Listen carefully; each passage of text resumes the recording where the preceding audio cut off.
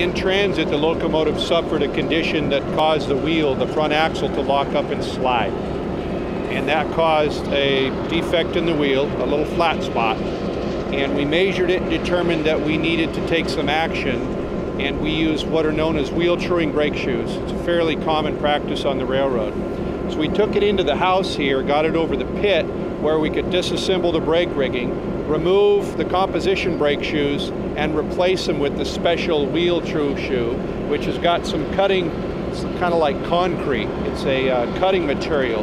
So when we operate the locomotive, we'll tow it with another one, and we can very carefully apply brake cylinder pressure, and that forces those cutting wheel truing shoes against the wheel, and will slowly, very carefully reduce the diameter of the wheel and true it back up, thereby lessening the amount of the flat spot.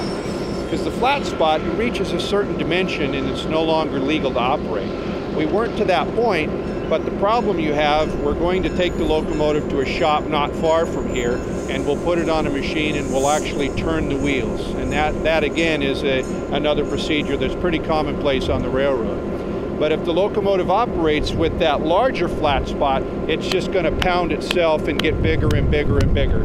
And over time, it can damage the components on the engine. It's hard on the roller bearings, it's hard on the suspension, and it could potentially break rails and cause damage to the track structure. So it's just a precaution. We just want to take and true it down, eliminate it, and then fix it. Engines, particularly local and yard engines, I mean, they frequently have flat spot conditions. Road locomotives can occasionally get flat spots, but it's just one of the things that railroads are set up to handle. So it's just another day on the railroad.